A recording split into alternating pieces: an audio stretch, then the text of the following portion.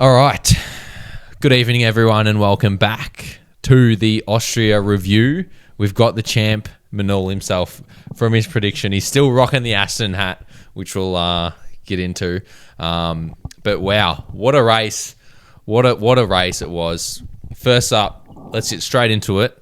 Race rating. 10. 10. 10. I'm like, out of all the races this season, this is the best race of the season. For now, this is like my number one. Yeah. Me, it was 8 out of 10. I mean, it was just goated. I reckon we've gone from as I said last time out, the worst race of the year to the best race of the year so far. I mean, it has just produced a banger. I think Canada being so shit made this one really, really probably. Like, there wasn't a lot of action. Oh, actually, there was a fair bit of action in the middle, but the start battle, the ending, it was just top notch. So it was an 8 out of 10 for me. And the Lando's closed in a little bit on the championship standing, so we'll go into that. Verstappen obviously stayed put, and Norris closed up those 7 points. So it is now a 15-point difference. First to second. Sauber back in the points, mate. Double points. Excellent work by them. So I was really, really pleased to see that. Albon, Williams went backwards. Both Williams. Kind of wasn't their fault, to be honest. But they just can't piece together a weekend. Like, it's so unfortunate. Constructors, Ferrari back into P2. And that's not staying up. I'll bet my house on it. They're going to finish the season P5. Will that age like milk? That'll age like fine wine, I'm telling you right now. And yeah, Red Bull and Williams stagnate. The midfield, the best of the rest, that like 6 to 9 battle, RB with Lawson's result, pull a little lead. So they're 7 ahead of Haas. And then Aston and Sauber now only separated by 1 point Haas to Aston, 2 points Sauber to Aston. That was so poorly said, but you can see it on the screen anyway. Basically, Alpine's shit. That's what he's trying to get at. Yeah, and Alpine is really, backing off, which is... that's shit. Well, for you to back off, you got to be somewhere to begin with. They never were. They never arrived. So, yeah, they're just nowhere. But yeah, let's talk our predictions. So, I had Oscar for pole, Max to win. All right, so Max to win, and who was my? Let's go. Class drive was Gasly, bro. Bro, I fucking suck at this shit. Gasly. And then run was Hajar. So Hajar, I'd say that was pretty accurate. He had a bit of a miss weekend, so I'm giving myself that. Okay. Like, his qualifying was average, and his race, he was just a little bit nowhere. So yours were? Mine was Oscar pole, Oscar to win. Yep. I said if Oscar qualified P1, he'd win the race. He didn't qualify P1, so you know what? Yeah. That's fine. Yep. I said class driver would be Fernando Alonso, and honestly, I might stick with that. But also, shout out to Nico Hülkenberg for taking that tractor from P20 to the points. Yep. That was freaking awesome. Yep. Who did I say? My run wide driver said it was Yuki. Which is facts. Spot on. Facts. So we both get... You'll take 2 from that. Like, I'll give you that class drive. Fernando did have a class drive. My class drive for the day was definitely Lawson, though. I mean, for him to stick it in 6th when Hajar wasn't even in Q3 was awesome. Put it ahead of Max Verstappen. Put it ahead of Yuki, who they swapped Thanks for coming. With. And the number 1 at Red Bull. So he was excellent. And yeah, well done to Lawson. Seriously, cracking drive. He made the one-stop work, and yeah, 6th place. That is just phenomenal for him. So, do you reckon if Kimi Antonelli didn't, commit career suicide by crashing into Max, do you reckon he'd end up in the points? Like, where would he be? Well, probably. I mean, the Mercedes were a bit shit. Like, they didn't. We can talk about it more later, but they were just sort of no man's land. I think the weather sort of really probably came into play there. Yeah, right. But qualifying, we'll move on to qualifying now. So Lando, what did you think of Lando's lap? I thought Lando, because Lando Norris makes mistakes. Like, he's an amazing driver, but he makes mistakes, and he made mistakes in qualifying. He also made mistakes in the race, but somehow he was able to hold out. And honestly, if you qualify P1, you qualify P1. There's not really much else you can say. Yep. But I feel like there is still a lot of area that he can improve in terms of being consistent. 100%. But with the qualifying, like the Gasly spin really, it stuffed up Max and it stuffed up Piastri. So horrible weekend, just all out. I mean, Norris was the only one in the threes, but do you think there was a chance Piastri could have toppled him if he got that last lap in? See, it's hard to say because they're so close. Like A1, like what is it? Like they're both A just and A1. Yeah. But maybe, but I doubt it. I think Norris had the pace this weekend. No. Norris was so dominant this weekend, and it was good for him that he got that because he had been, hadn't shown that like put his foot down whole weekend, just domination. Whereas Oscar has sort of shown that once or twice this year. So it was good to see that Norris is able to do that. Yeah. And he absorbed all the pressure. Leclerc, good qualifying. Ferraris, 1 lap pace, they were up there. They were bloody good. They were on the pace this weekend. Bortoletto also got into his first Q3, which was awesome to see. I love him. So that was awesome. Lawson, as we spoke about before. Sainz, nowhere. Williams was nowhere. Albon did make it to Q2, but he was miles off of Q3 anyway. But this is what I was talking about. Like, Gasly did make the Q3. Yeah, he did. So, maybe I was going in the right direction there with the pace, but the race was just awful. I mean, literally on my notes, I've just written Alpine shit. So that just sums it up for you. Alpine is a team that can win a Grand Prix one weekend and come out and have both cars in P19 and 20 the next weekend. Legit. It's so inconsistent. Yeah. And then Hulkenberg, as you were saying, qualifies 20th. Literally last place and scraped points. Like, same with the Haas as well. Haas 1 lap pace has been nowhere, but they seem to have a better race car than they do qualifying car. So interesting stuff there. Let's move on to the race now. Obviously Norris from Piastri. Piastri made quick work of Leclerc in the opening lap, which I was awake for. And we're not going to go there. He was wide awake. I was wide awake. Wide open, I was wide awake on the opening lap. Great job from Ferrari. They just couldn't hang on to the McLarens though. The McLarens just looked so quick, like so bloody quick, and Piastri to be able to follow like that, it was just a testament to their cars' durability. And as I got there, Horner was talking about it as well. They were kissing the exhaust. Piastri was kissing the exhaust of Norris. Yeah, it was made out with the fucking thing if he didn't lock up. Yeah, legit. Still able to follow without, insane tire deg or any graining like that. It's just a testament to how well that McLaren handles its tires and keeps the temps in the optimal window. Yeah. So insane to see that.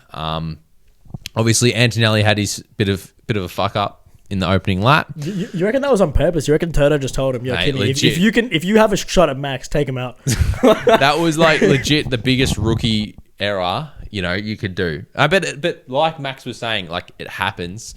So it's crazy though. You think about it. What are the chances? There's a 1 in 20 chance that you lock up on that turn and the car that's right in front of you, just in the grid, is Max. Ends up being Max Verstappen. Like legit, but it was just one of those things. He locked the rears, he said, and he just lost control. Yeah. And it was funny because Shane was telling me today, like, the evolution of Max, we were having this conversation, like, how Max reacted so calmly, whereas, like, he was saying 5 years ago, Max would have been rage baiting, like, so hard, man. Like, so hard if he got collected like that because, he's been to the top, and he doesn't. He's out of contention this year. Home race too. Yeah. So, yeah, exactly. And he was out. He didn't even get around to the Verstappen stand. Nah. So, but you heard the cockpit audio, right? Where he's like, "Oh, fucking idiot." Yeah. But that was it. I was expecting more. That's just a raw reaction. Yeah. So, but yeah, it was just a rookie mistake. Rookie mistake. But we also had the Saubers. We wanted to talk about the Saubers. How good are the Saubers in a race setting? Awesome. Like, they've really picked it up. Both in the points. Just, good drive from Gab. Amazing drive from Hulkenberg. How does he do that? I have no idea. Genuinely, that car sucks. Like, it's not fast at all. And as well as that, him and Alonso, they're just tag team. They're always like close to each other and just tearing up the field. Like Alonso into the points when he started outside of the points, and obviously Hulkenberg. I mean, he was on for class. He could have easily been my class drive as well. Like, you're saying Bortoletto? Lawson. Yeah. Just because of like this, all the shit he's been through to come out with a 6th place like that, just backed it up. 100%. Drove well. Alonso was the other one-stop strategy. That's what I wanted to mention as well. So that was interesting. That I didn't expect that to be a one-stop strategy, but for there to be a one-stop strategy was pretty cool. I'm telling you, the only driver better at managing their tyre wear, other than Lewis Hamilton, is Fernando Alonso. Yeah, he's a done freak it for so long. Freak athlete. Just a freak. What does that mean? He's just a freak. No, he is legit a freak. If you like want anyone in a car, any discipline, Fernando, because he's a freak. Fair enough. Simple as that, mate. Who else do we want to talk about? Mercedes. Obviously, Antonelli. I mean, the pace was nowhere. Where did Antonelli qualify? He was like 7th? Yeah, 8th? there we go. Ninth. There you go. So he was behind a Sauber. Which, I mean, that's not... Over one lap. Come on. But, Antonelli obviously just punted Verstappen. Yeah. And Russell... Obviously, I feel like 5th is a good finish for how they were. For how bad that car was this weekend compared to last weekend. 100%. 5th is like, you'll take 5th. Yeah, 100%. I reckon he's taken points like that. I mean, I think, a lot of people were referring to the weather affecting that Mercedes car. It's so hot. Because of how hot it was. Yeah. And potentially you could say to some extent that came...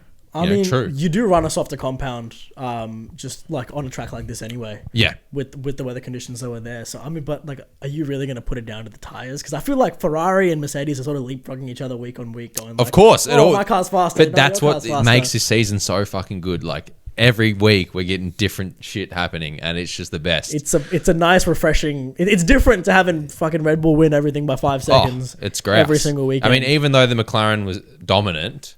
we're still getting different stuff happening, which is good. Yeah. The Mercedes really, it sort of came down to that weather question. Whether or not, I mean, maybe it was just the package wasn't there. Like, honestly, I reckon like it's just they just went fast this weekend. They just didn't have it. Yeah. Ferrari, good weekend for them. Great weekend. Like, over one lap, obviously they were good, and over the race as well, they were probably the second fastest car easily. Yeah. They obviously weren't able to keep up with the McLarens, but in terms of the rest of the field, they were completely fine. And someone is just launching down our street.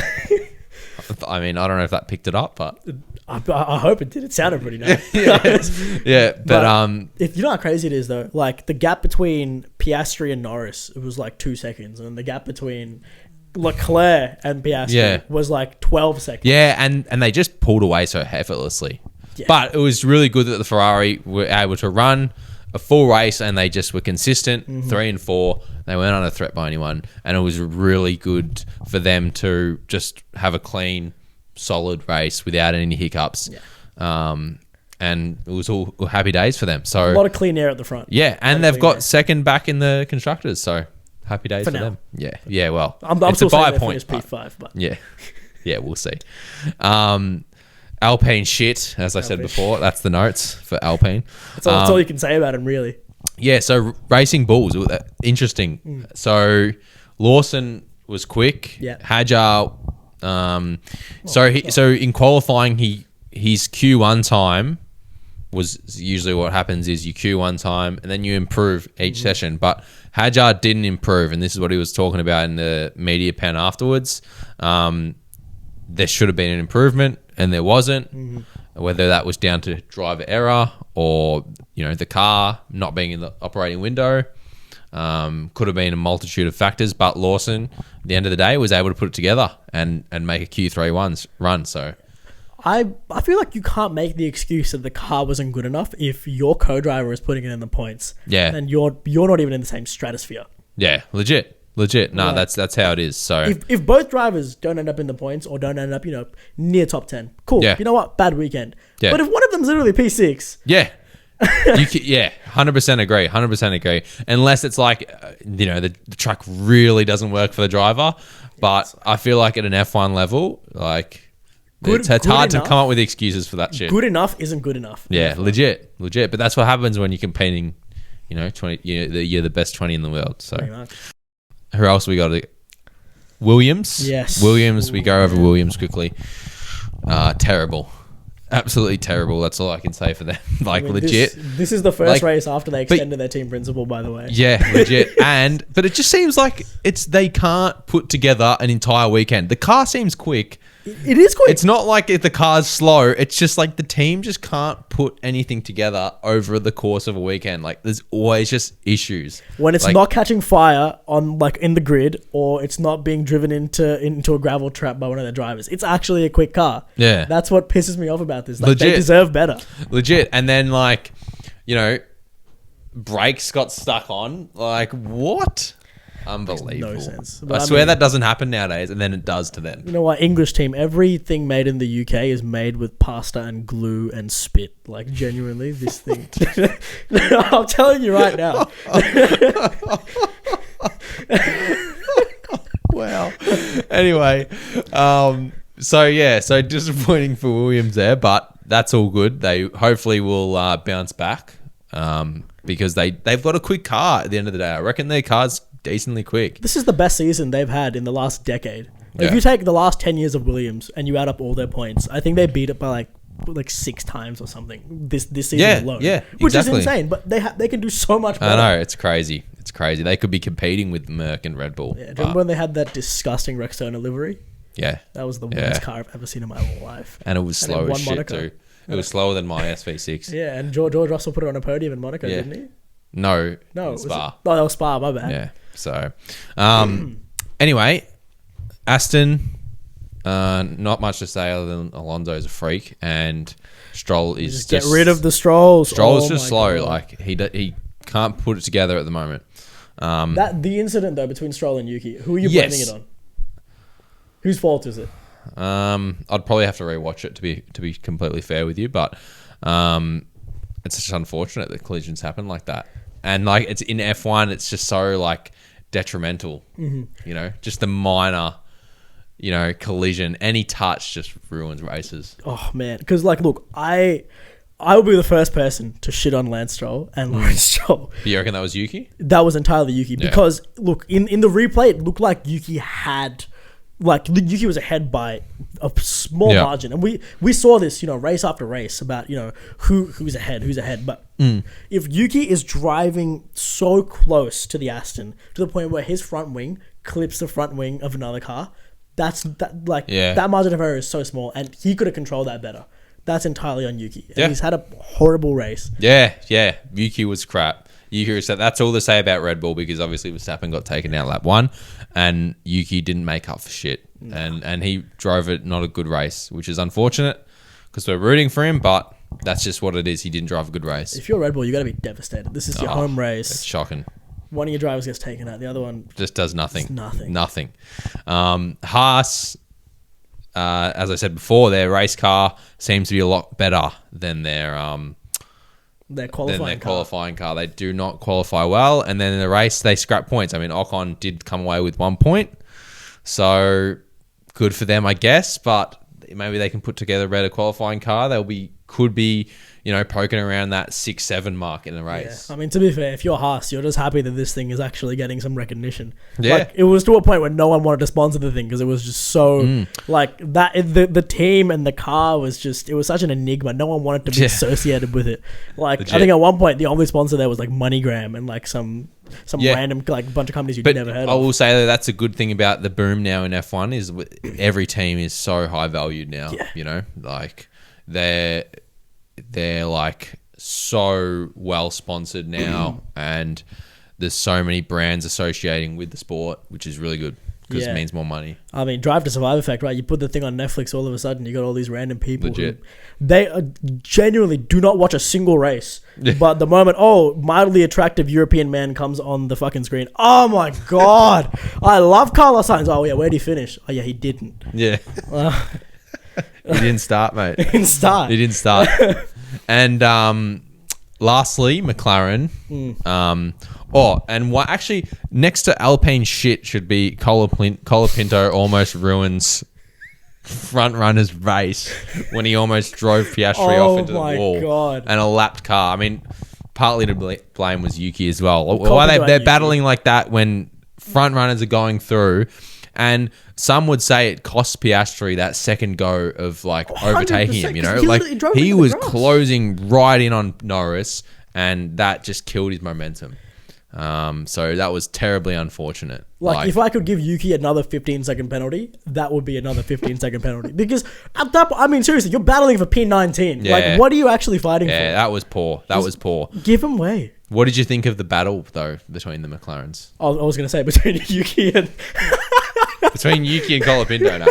I don't care about that. No, between the McLarens, I think that was probably some of the best, bumper-to-bumper racing I've seen all season. Awesome stuff. I was so glad to see them let them race. And they did reel Piastri in a little bit after that lockup. They had to, because he was about to take out... Yeah, look, I mean, it's fair enough, but I don't... Also, at the same time, I don't think, the battle itself is a big deal. I think it's good, and it's so good for the sport. Yeah, exactly, because McLaren knows that they're in a comfortable position with the constructors, and they need to let them race, and they did, and it was so good. And to see Piastri really guns blazing at Norris, and Norris defending hard was just such a highlight. This is how having two elite number one drivers should be battled. If you got a car that's miles above the rest, right, and you want to make it fair game, may the best man win every weekend out, let them battle like this. Yeah. Mercedes, take notes. This is when you freaking sandbag Valtteri Bottas for years and let the guy feel like he wasn't doing anything. Yeah. Genuinely. Oh, all right. That's a whole other can of worms. That's a whole other can of worms.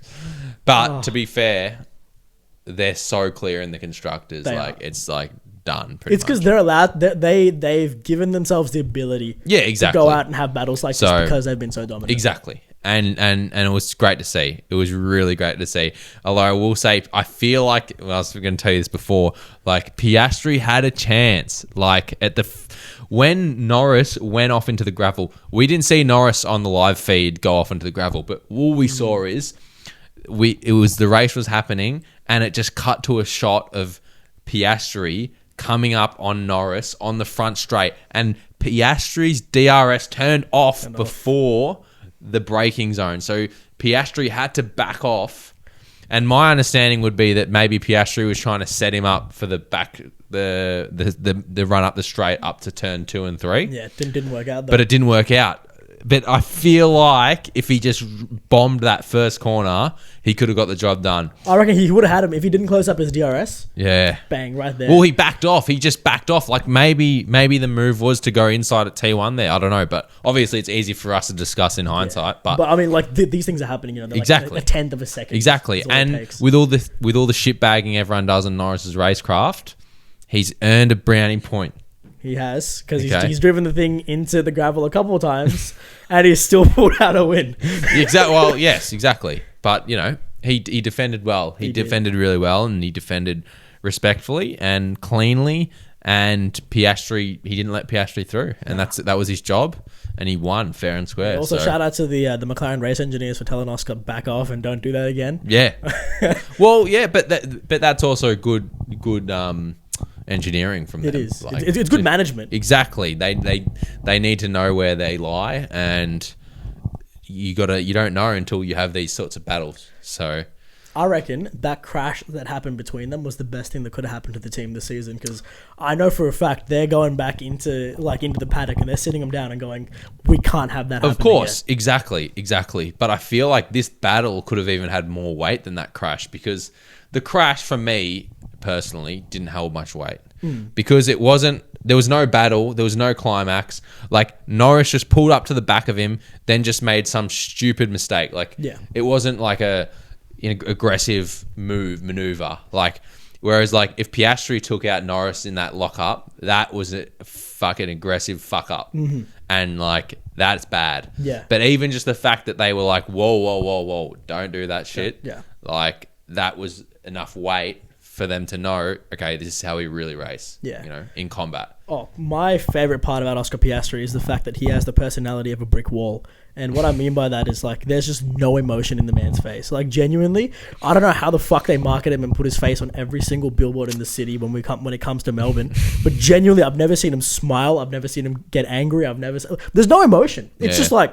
But, you know, it shows good, like... you know, mental fortitude. No, exactly. And it's awesome because that means that Norris can have all these outbursts and be super emotional and be super marketable and be super likable. And it doesn't actually impact Oscar at all. People love the fact that Oscar's like a Terminator type guy. Yeah. You know? Like, it's like the perfect personality pairing. Exactly. Could you imagine if they were both so outspoken? Oh, like, it'd be a nightmare. It'd be annoying. It'd be Literally just piss me off for no reason. But, you know, so yeah, it works. It freaking works. Yeah. And Piastri's just like this young gun Terminator, Kawhi Leonard type fucking... no emotion. You know, just... Yeah.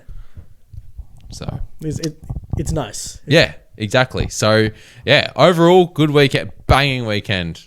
Real, like, Austria just turned up. So... one of the best weekends. Any closing statements for you? Any closing statements? I think... I don't know if Ferrari's going to keep this up. I'm going to doubt them every single weekend. And every step of the way. Until they give me a reason and prove me wrong. I don't know if they're going to be able to keep this up. Like, it's like I said, it's Mercedes and Ferrari leapfrogging themselves week on week. And also, Red Bull was a no-show. And even if... yeah, they're slipping away a bit. They're slipping away from the battle. Even if it was just Max scoring the points, that's points that Ferrari isn't winning in the Constructors. So Exactly. Red Bull is coming, and ideally, if Yuki figures it out, they have a way better end to the season. 100%. But it'll be an interesting battle for that P2 spot, you know. Hopefully, come Abu Dhabi, there's still a second place fight going on. So that would be 100% sick. there will be, but I reckon Mercedes edges it out. It's just like if they can reel in Kimi and get him to iron out these mistakes, which again, this is like, I mean, can't even drive a normal car. I know. It's crazy. It's crazy how you got to like say that out loud, but you can't even imagine it. But yeah, 100%. Hopefully, it's a good battle, and we'll continue enjoying it and continue talking about it. It's mad. All right, sweet. We will see you guys for the preview. Let us know what you thought about the weekend, and we'll gear up for Silverstone. We'll speak soon. Back on home soil for half the teams on the grid. Fucking oath. Keen. All right, guys. Take care.